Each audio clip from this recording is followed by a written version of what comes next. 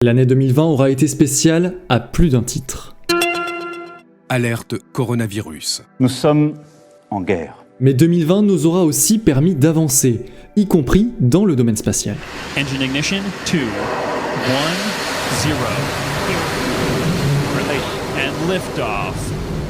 As the countdown to Mars continues, the perseverance of humanity launching the next generation of robotic explorers to the Red Planet. Le 30 juillet 2020, à 13h50 heure française, décolle la fusée Atlas V emportant la sonde spatiale Mars 2020.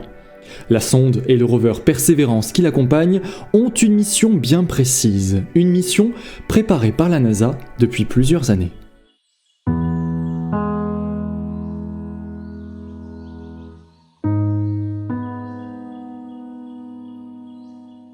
La mission Mars 2020 reste fidèle aux objectifs martiens fixés par l'agence spatiale américaine.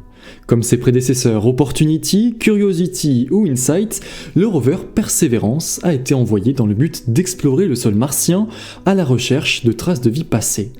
Si l'on sait depuis plusieurs années que la vie ne peut actuellement pas se développer sur la planète rouge, la communauté scientifique s'interroge toujours sur son passé. Mars comporte de nombreuses similitudes avec notre planète et la vie, bien qu'absente aujourd'hui, pourrait bien avoir existé par le passé.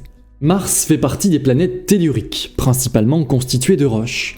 Seuls Mercure, Vénus et la Terre sont dans cette même famille. Le positionnement de Mars par rapport au Soleil, sa masse, la présence d'une atmosphère sont autant d'éléments qui nous poussent à imaginer une présence de vie passée sur son sol.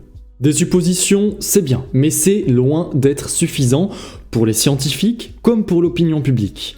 Il faut se rendre sur le sol de la planète pour confirmer nos pronostics.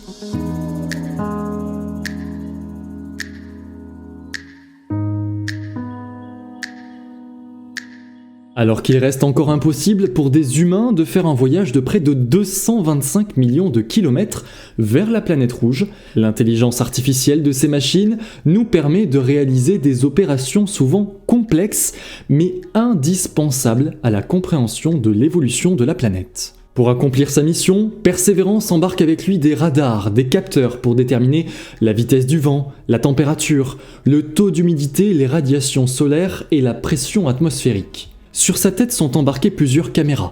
La Mastcam, capable de capturer des images en couleur du sol martien en 2 dimensions et en 3 dimensions. Également la Supercam, ce sont les yeux de Perseverance. La Supercam a été conçue en partie à Toulouse par des ingénieurs du CNES et du CNRS en collaboration étroite avec leurs homologues américains. La Supercam, comme sa prédécesseur, la ChemCam de Curiosity, a la particularité de pouvoir analyser les roches martiennes grâce à une caméra laser permettant ainsi aux scientifiques de déterminer leur composition. Si l'on arrive aujourd'hui à obtenir quelques images du sol de la planète Mars, il est encore beaucoup plus difficile d'entendre le son et l'ambiance qui y règnent.